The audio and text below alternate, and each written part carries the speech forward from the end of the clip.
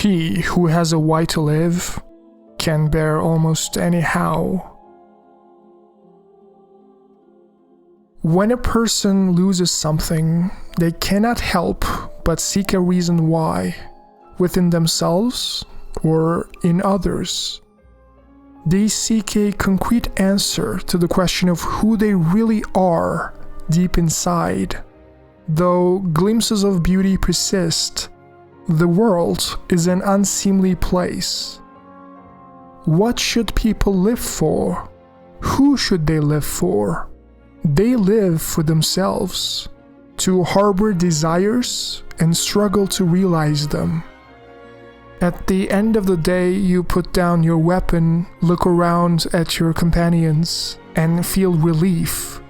Whether she is Mio, Lora, Fiora, or Pyra, doesn't matter. You're thinking, finally, another day down. Then you think of tomorrow, and the tremors are back. Will I see the same faces when I wake?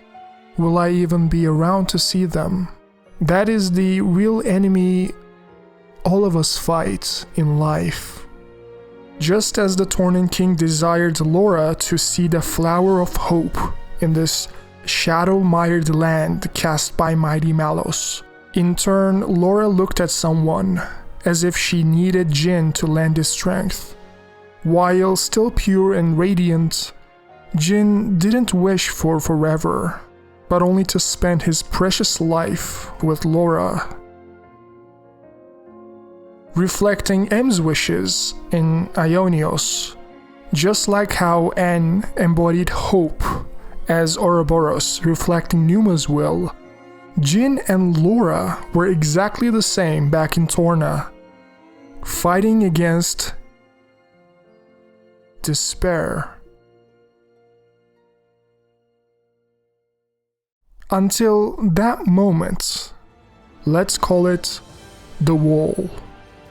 We all face a wall in the pursuit of betterment, of ambition and change. It can be anything, a resistance that seems impossible to push through, or the loss of a loved one that feels impossible to recover from. For these people, what happens when the flower of hope can no longer blossom in this God-forsaken world? This day, the people of our nation shiver in the darkest of shadows cast by mighty Malos. But I bid that you seed a flower of hope in this shadow-mired land. I hope that I can.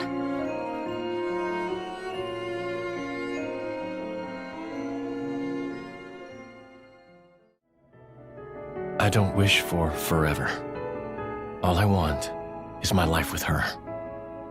That's plenty. She felt imprisoned. And you put her there. Shuffling lives pointlessly back and forth for an eternity of control. She never really wanted anything like that. She wanted to live out her precious days together with you. That man lost everything. He didn't even want to live anymore. The glimmer in his eyes turned into sadness, and Malos saw that. He took him under his wing, supported Jin through thick and thin, and despite that, his life was the one thing he didn't lost, because he couldn't. No wonder Malos as a blade was wielded by N in Aionios, as both of them had sadness in their eyes. The common variety Nopon and the Salvager Rex said as much, how the regret owns them. I saw it in your eyes. The sadness. It was the look of someone who just wanted to die. Someone with no other way out. It was the way Pyra looked the first time we met. It seemed natural to laugh when happy. And yet, N had sadness in eyes, it seemed. Just like N says to Noah here, "Well, don't you look smug with my woman on your arm? Willpower alone won't change the world, not while N stands here with Malos, at the brink of the void." N's feelings have never changed. They're the same as they've always been. They were for Mio. The time he had with her meant everything to him. And so did Lora for Jin. They loved each other just like N and M, and suffered as a result. Now it's all gone. In his eyes, Noah was the one who couldn't protect her. In the end, he was powerless. Just as how Jin was powerless as Amalthus shot down Lora in front of his eyes for nothing. Mythra wasn't even there, hidden below the cloud sea. Amalthus's troops didn't have to be there. Lora died for no reason. In N's perspective, Noah was a deluded, self-proclaimed savior. Yet, even N felt regret for what he turned into, just like M. That's why he had sadness in his eyes, as Riku said. He just couldn't admit that he was wrong in choosing eternity. This hope of yours, how can there be anything like it? In this world, there is nothing but the void. Peer now into it and watch your precious hope crumble to nothing!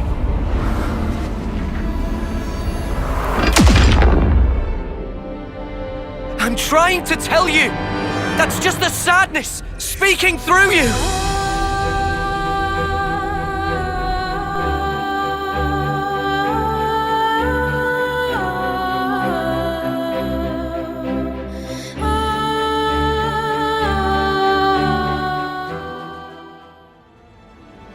Instead of begging in the streets, Jin needed to fight back injustice, to regain control by lashing out in anger, since if the world robbed him of the only person he loved, then he needed to rob the world of love itself, leaving nothing but oblivion, the dark void. Hell. That's what humanity deserves, Malos thought. Malos and Jin had a friendship born of this mutual desire, and later in Ionios, N felt the same way as he was forced to witness the death of Mio for eternity by Zed. The thought of you forgetting me is like one heart is being ripped in two, were Lora's final words, and words can be powerful, as Malos says. Those words snapped something in Jin's mind, forever cursing the architect's world. Why were blades the slaves and humans the masters, he thought. After all, the immortality of a blade was just a house of cards. When you lose the memories after returning to your core crystal, what good was living? What was the point of being immortal? When your driver dies, so do you, your loved ones, your family, your identity, all gone. This long war for independence will soon come to an end. It is not only the war that will soon be over. Her life, too, is about to end. And when she meets her end, so too will I.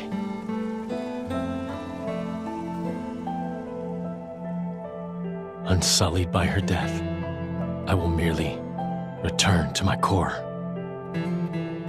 to await my eventual reawakening. I will sleep as at the end of any other day. When I awake, will I be the same person as before?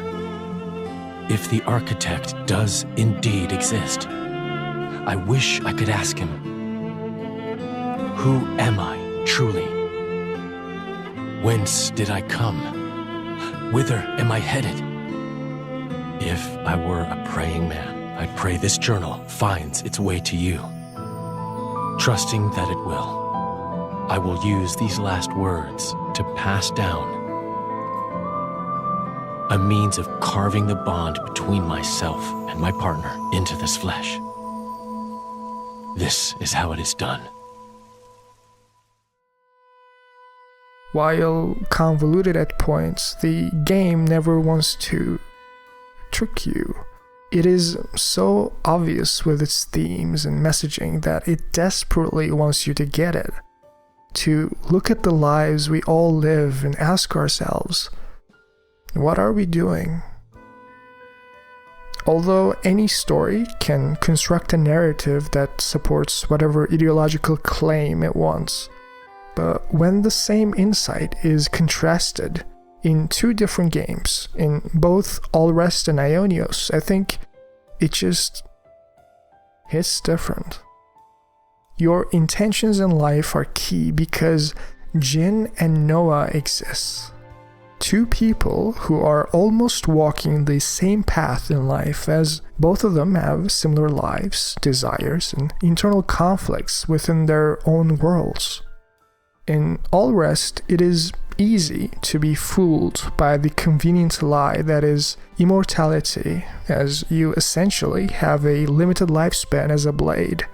Your memories, personality, your loved ones, all the lessons, the knowledge you've accumulated, they're all gone as you return to your core crystal. Immortality is both a blessing and a curse.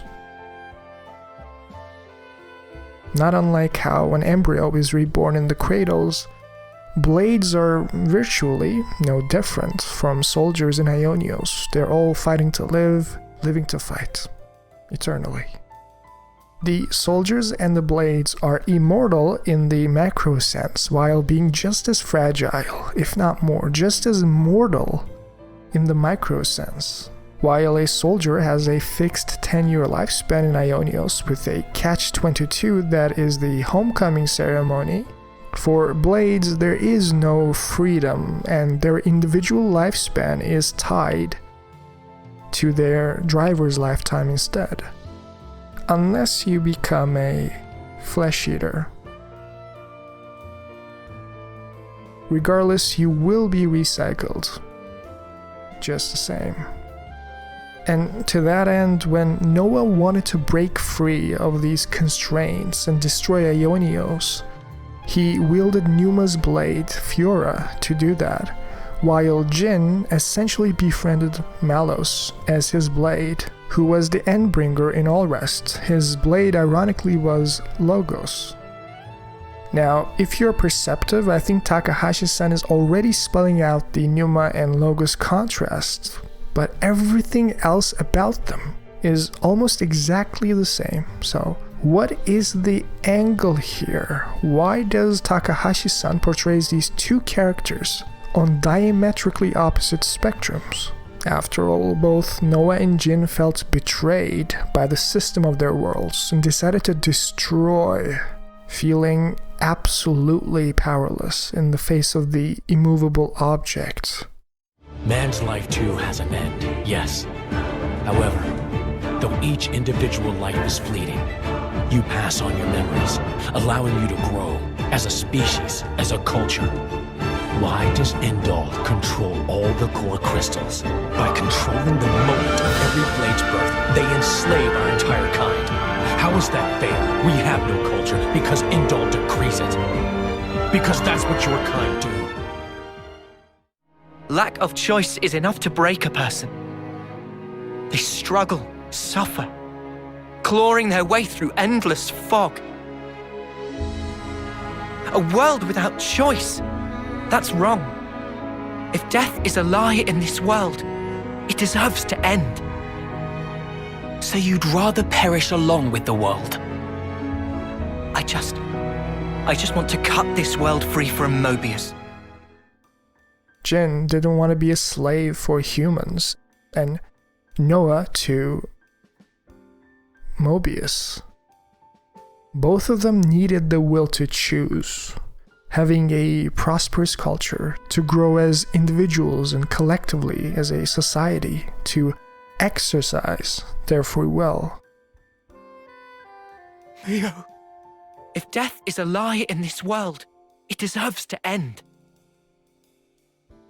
And the only difference between Jin and Noah is simply their intentions. As Jin's desire to end this world is oblivion, feeling so defeated against the architect's rules, it is better that it never existed in the first place. So you'd rather perish along with the world?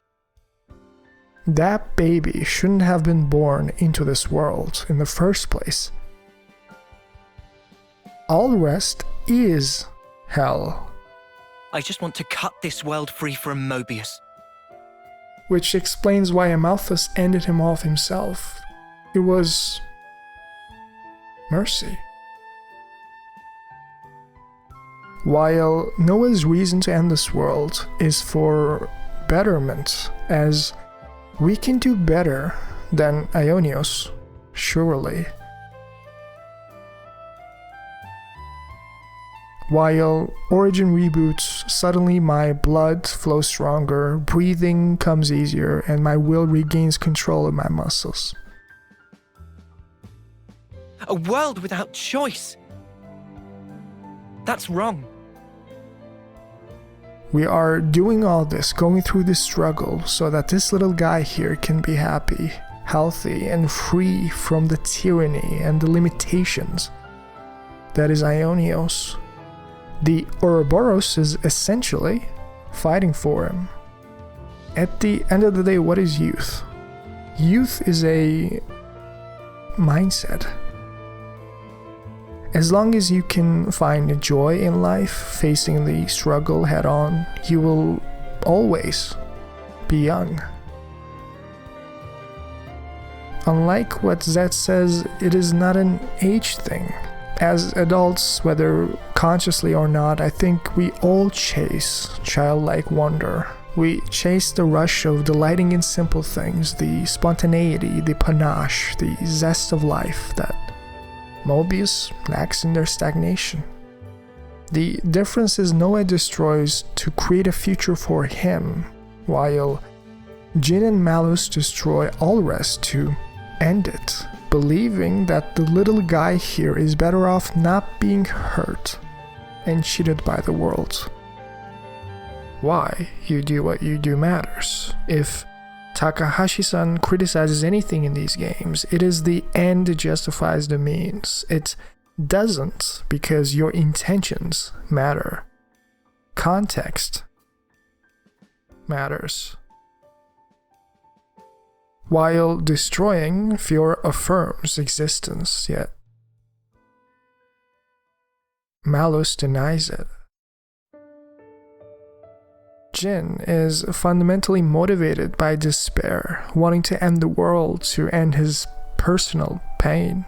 It is selfish escapism, a sentiment that Matthew would surely disapprove, just as she did. To escape this fate, Jin decided to become a flesh eater, to immortalize his memories with Lora by being one with her, to never forget, just like N never wanted to say goodbye to M in his endless now to attain a false sense of security. For N, this was to become a Moebius, and for Jin, it was becoming a flesh eater. And Malos was there relating to that feeling for both of them every step of the way.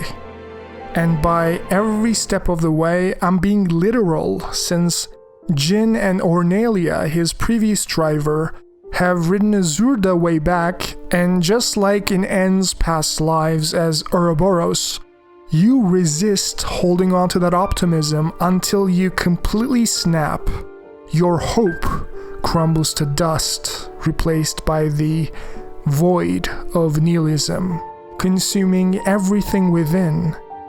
You can't even find a sliver of meaning at the depths of despair. In the course of a lifetime, or in the case of Aionios, lifetimes, a man will see uncountable meetings and partings.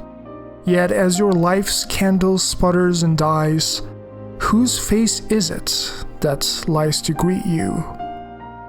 What is a man to do who hasn't been afforded that chance? Pleasures and sorrows, meetings and partings, their roots are the same. Tolerance of existence is at the heart of them all. You shall find that there is no such thing as luxury in this world. Everything buds from but a single thought. That you yourself are here is proof definite thereof. Happy is the man who can sleep in the comfort of the smile he sees then. No, I don't wish for forever. Even just for one moment. It's enough if it's with her. And yet, what is the man to do who has not been afforded that chance? The road stretches on without end. I cannot but walk down it. As long as I keep walking, I can hold out hope that one day the time may come when I see her smile again. That hope keeps me afloat. You won't come back. This is the road I must walk. Our paths won't cross. But should we, in fact, ever meet again? On that day,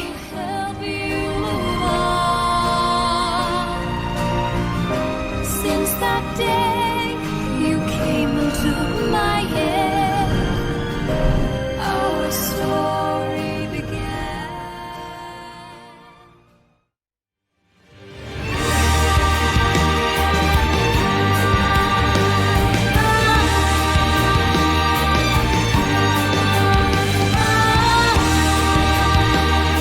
We now know the importance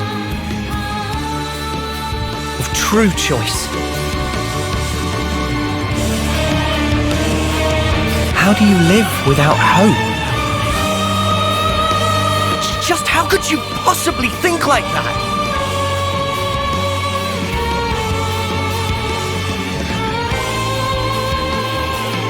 You want that as your legacy?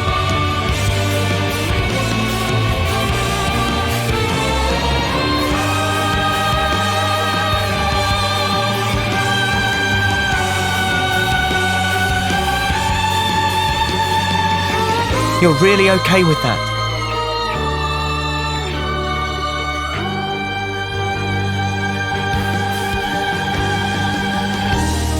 That you can't just look at one aspect of the whole. Such a basic fact. So why haven't we realized it before?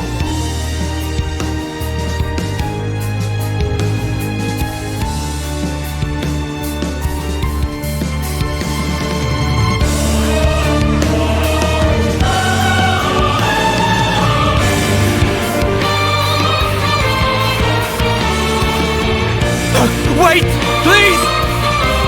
I will take her back.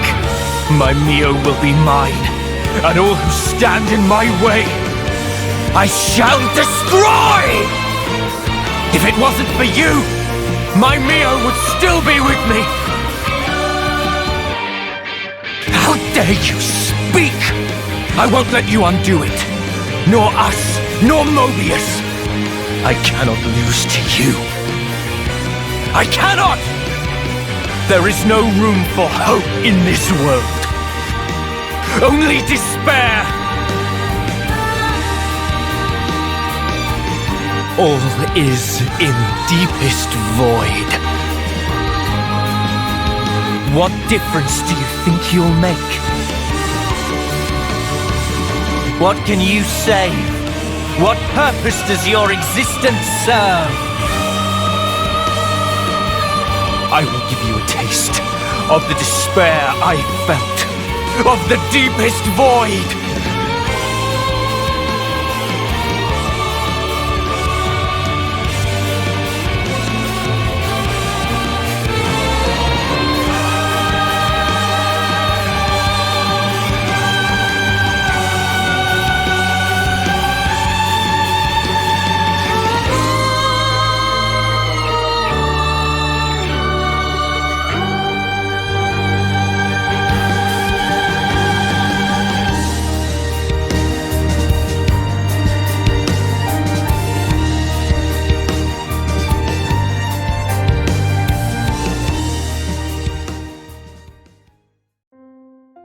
When her mother died, Lora was at her grave placing the necklace, to leave her with something of her own, not different from how Tyon held on to Nimue's watch to honor her memories. It was not only comforting but also a symbol of his attachment and love. In Japanese culture, it is believed that things out there are not just mechanistic material objects, but can be living, breathing beings just like ourselves, imbued with memories and will. Tsukumogami are inanimate objects that once served their owners and received a soul, becoming alive and self-aware. After Lora officially becomes a Knight of Torna, they would no longer be persecuted for stealing a military core crystal, so Jin doesn't have to wear a mask to hide his identity. But that mask was made by Lora. It represented her will, her memories. For this same reason, Tyon held on to Nimue's watch, and Lora placed the necklace on her mother's grave. Jin wanted to hold on to the mask Lora made for himself. When she was gone, and he returned to his core crystal, he could maybe still carry her memories, thanks to this mask. Isn't that the point of why Jin writes a diary often and keeps a photo of Ornelia in their home, which he later burned down after becoming a flesh-eater? Bridget was also motivated by a similar urge, writing down what was bound to be forgotten to time, hoping that something tangible can stick in between reincarnations, if you will. As the famous saying goes, we all have a bit of Moebius inside. After burning his house, effectively burying his identity, Jin was to walk a different path now with Malos as a flesh-eater. He said goodbye to Azurda and later stabbed Rex in the back to make sure both Aegis's destructive power could be put to good use, with Pneuma and Logos to burn this world to the ground. As similarly, he was stabbed in the back by life. His actions were perfectly justified in his mind, but certain things he saw in this path he walked conflicted with this conclusion. One of them was Haze. I want you to pay attention to how lovingly Haze tries to touch Jin's face, knowing underneath the anger resides a regretful and sorrowful child. The accumulation of memories is what allows mankind, no, all life to grow. Blades are fleeting, their growth snatched away forever, returning to their core after their drivers are dead. While each individual human life is fleeting, we can pass on our memories, allowing us to grow. As a species and as a culture, why does Indol control all of the core crystals? By controlling the moment of every blade's birth, they enslave their kind. Blades have no culture because Indol decrees it. Jin is trying to fight a war that he believes in with the power of the particles, of photons that can act at the speed of light. I am sorry, Rex, but just working together against Jin's worldview may not be good enough. Even so, we can beat him. We just have to work together. I don't think so. What? Fan! You are no slave. Be free now. I don't get it.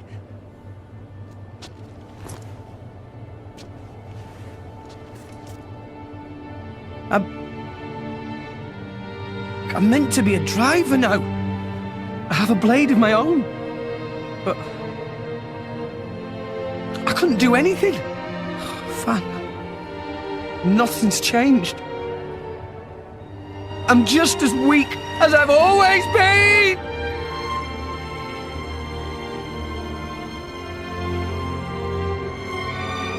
Jin, what happened to make you like this?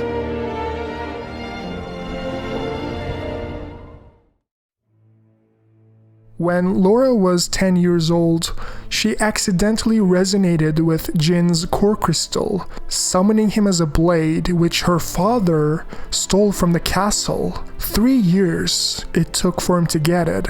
Her father needed the core for money, and the only way it could be as good as new is if it returned to the core. But for that, the driver needs to die, either in battle or by natural causes.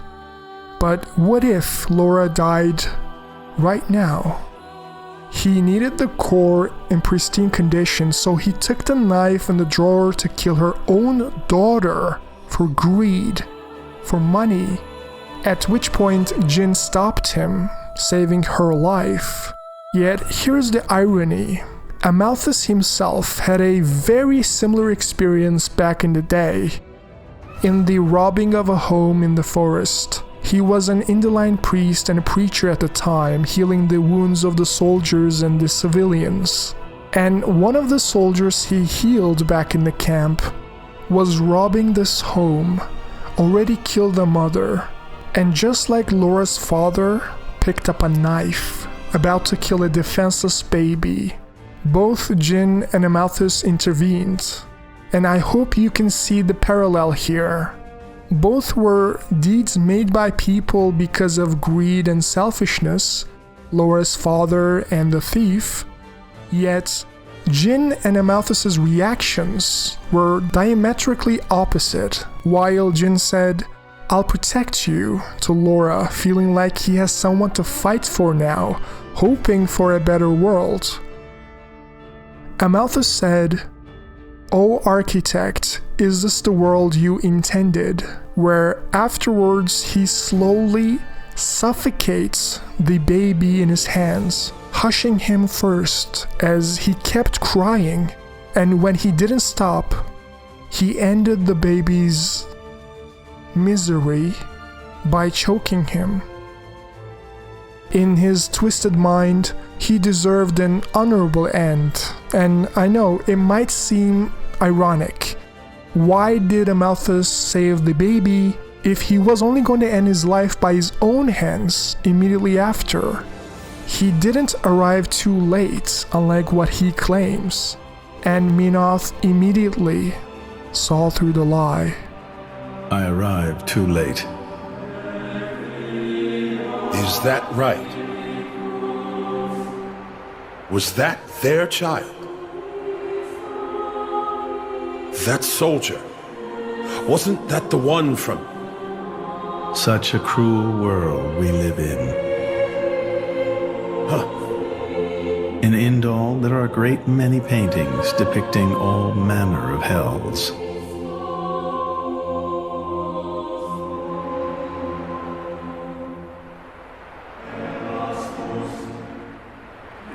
But I think real hell might be closer to something like this. Amalthus, you can't... I had hoped once that the architect might save us all. Fast forward to Jin's current mental state, which is highly nihilistic, just like Amalthus. He unleashes the power of photon, of light, achieving such high speeds that not even Pneuma's foresight is effective, as Rex needs to react with human reflexes, which simply pales in comparison. Becoming a flesh-eater blessed Jin with the control over all elementary particles. Photons can be summarized as the cells of light, if you will. With this in mind, let me explain why Jin has an affiliation with ice. Temperature is just the measurement of the speed of the particles in a given area. 0 Kelvin, named as the absolute zero, is a state where the particles are completely still, only moving on a quantum level. Obviously, the ice affinity is alluding to the low temperature required to achieve this particle stillness, which is why the surrounding air gets frozen when Jin attempts to reach the speed of light. The laws of physics in the Xenoblade universe are different enough where reaching absolute zero and moving mass at the speed of light without creating a black hole are possible with enough energy. Extremely high levels of energy that Jin can create without the need of ether, similar to the Aegis's, meaning he can rotate air around Siren's attack so quickly that he can appear to hold it in place when Mythra tried to shoot him up from above. As Jin says, particles of Mythra are too heavy to reach light speed. Didn't I tell you? I can manipulate elementary particles. And the Aegis's attacks are nothing but a stream of particle energy. Particles that form it are too heavy to truly reach light speed. The result is obvious. Oh, no. Mythra's attack didn't... Jin. It's over. Pyra was used to heal Malos' broken core and left away to rot.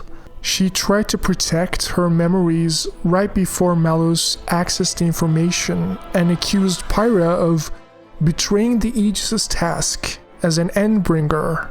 And just while Rex said how he understood what it meant to be driver and blade, something shifted in Jin's psyche. You will also see that in his face.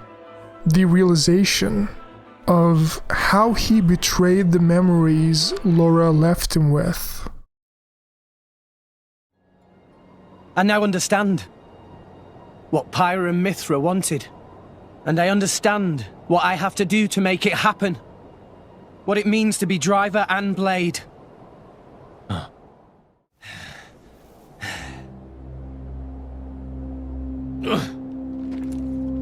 He looks so sad. Rex. Rex was right on. The sadness in his eyes was like the first time she met Pyra, of someone who wanted to die. Without realizing, Jin became someone that Lora would be repelled by.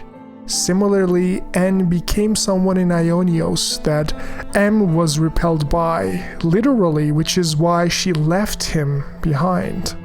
This is the moment that Jin decided he no longer wants to follow Malos anymore. He decided to wait for Rex and said goodbye to Malos. The question that he wanted to ask was, if this world had a will of its own, would it be yours or Malos's? Pneuma or Logos? That's a question that has been answered in Xenoblade 3. The true power Rex wielded was manifestation, not just foresight. That was the architect's vision for Pneuma, something that even Jin was impressed by. And he knows that if Rex opens the path to Elysium to mere mortals, they will burn the place down, just like they did in Lost Jerusalem in the land of Mythra, just as they did to Torna 500 years ago. After all, Rex's life is pitifully short in the grand scheme of things. What will happen when he's gone, when something happens to Pyra? Who will safeguard this world? Then...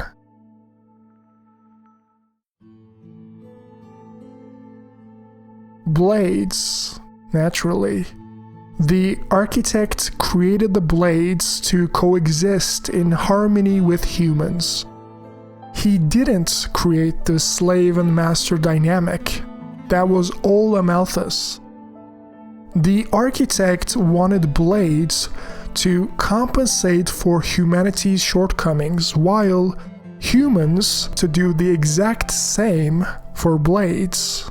Both of these beings are checking in on each other every now and then to make sure that the world is on the right path, so to speak, so that no one like him can come up one day, an arrogant scientist thinking that he can solve all of humanity's problems by himself, unleashing a divine power that he doesn't understand, with no one there to check up on his ambitions. Humanity is bound to make the same mistakes over and over again. That was the true purpose of the blades, the reason why the information processing units existed to begin with. And when Jin realized this facing Rex, he lost his composure for the first time in a long time.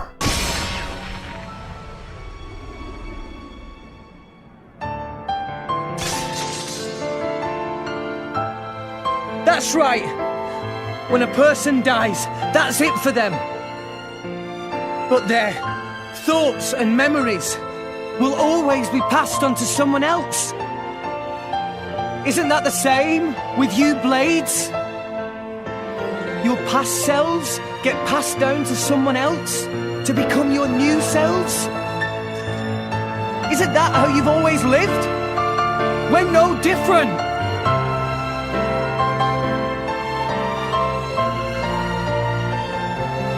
From now on, I'll protect you. I'll keep you safe. Always. Blades become titans when the time is up, and those titans give birth to many new blades, all while forming the world beneath our feet. It's awesome. It's enough to make me envious. When a person dies, that's it for them, but their will, worldview, thoughts, and memories can be passed on to other people who are on the same wavelength. And that's exactly the same with blades and humans. Finally, I want to point out how N wielded Malos as a blade the same way Jin befriended Malos in the streets of Allrest. None of these were accidental, dumb luck, or coincidence. In these worlds, their wills have aligned, and the path was paved. But luckily both N and Jin were able to go beyond the nihilism Malos offered them. Actively rejected despair at the end because thanks to true rebels like Noah and Rex, hope was shining brighter than ever before. Watch my Aegis Explained video right here, where I go in depth explaining both Mythra's and Malos' worldviews. Give the video a like and subscribe because it will help the algorithm.